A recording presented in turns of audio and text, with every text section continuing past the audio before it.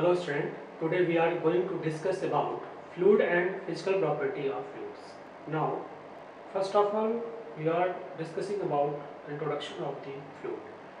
Fluid mechanics is a branch of applied mechanics concerned mainly with the study of behavior of fluids, either at rest or in motion.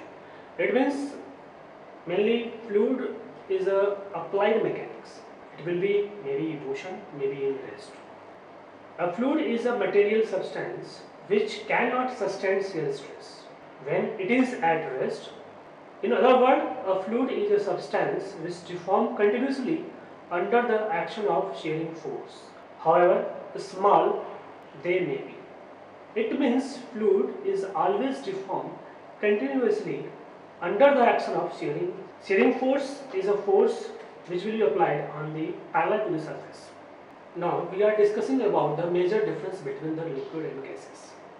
Basically, liquid and gases both are the fluid substances. Fluid means the substance which have flowing properties. Liquid and gas both have the flowing property. So we are discussing about the major difference between the liquid and gases. First difference is liquid are practically incompressible. It means liquid cannot be compressed. Its density is always constant. If fluid is compressed, it means density is varying. It means whereas gases are the compressible. Gas can be compressed. Suppose that we have a liquid in a container. Liquid, or maybe example of liquid is water. Water cannot be compressed. And gas, if a gas, suppose that we have oxygen gases, it can be compressed inside in a smaller cylinder. Compressed gases have varying density and incompressible substances have density is constant. Liquid occupy definite volumes. It means if liquid is suppose that we have one glass, we can fill only one glass of water, maybe half, maybe 1/3, maybe 2/3. But in case of gases, if gases is inside of any vessel, it will be occupy whole space of the vessels. That is second difference between the liquid and gases. Now we are focusing about property of fluids because property is a very important points which will be characterize the any nature of the fluid, substance or any other matters. So we are focusing about the properties of fluid, in which first property is density. The density or mass density of the liquid or fluid is defined as the mass per unit volume. Density is also called mass density. It will be the ratio of mass per unit volume. Its unit is kg per meter cube. It will be represented by rho. Rho is called density, is equal to m. M is a mass divided by v. It means this is called the volume. A specific volume is a second property of fluid. A specific volume is defined as volume per unit mass. Its unit is meter cube per kg. It will be represented by Vs. Vs is equal to V volume divided by mass, that will be equal to reciprocal of density 1 by rho, and that is also equal to RT upon P, where R is the gas constant, T is the temperature, P is the pressure. Third property of fluid is a specific weight. The specific weight of a fluid is its weight per unit volume. It means weight divided by volume is called a specific weight. Its unit is Newton per meter cube. It will be represented by a gamma, that will be equal to mass into gravity divided by volume, and that will be also equal to density into gravity. Next property is your relative density.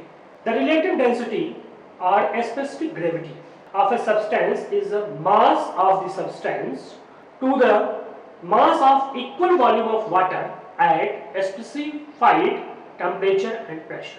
It means it is a ratio of density of any substance to the density of water at given temperature and pressure. Generally it will be measured at NTP, normal temperature and pressure. It's represented by RD. RD is equal to gamma S divided by gamma W. Gamma S shows that a specific weight of any substance divided by a specific weight of any water. That will be equal to density of substance divided by density of water, or that is also equal to mass of substance divided by mass of water. Next property is compressibility of fluids. The compressibility of any substance is a measure in terms of bulk modulus of elasticity. It will be represented by K.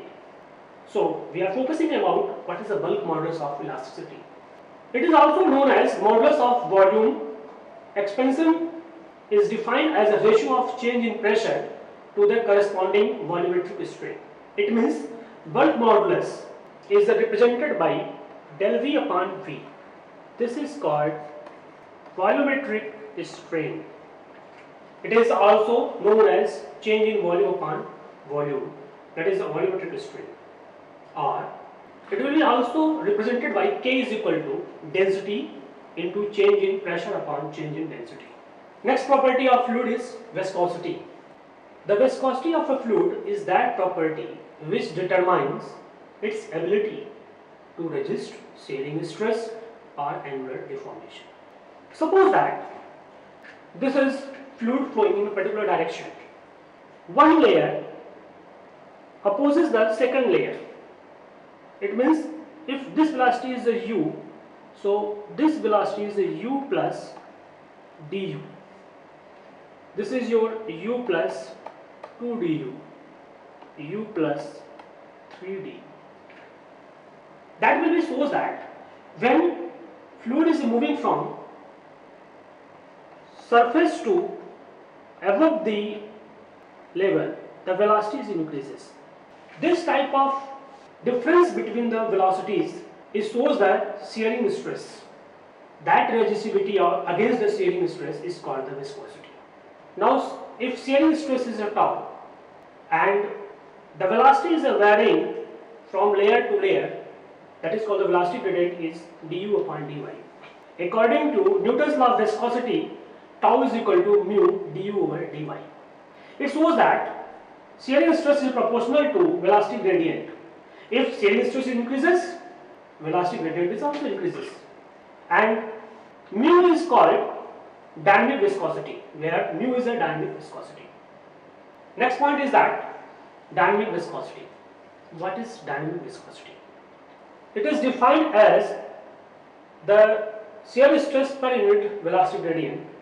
It is called the dynamic viscosity. Its unit is Newton second per meter square. Mu is equal to tau over du over dy. Next point is your kinematic viscosity. Kinematic viscosity, mu is defined as ratio of dynamic viscosity to mass density.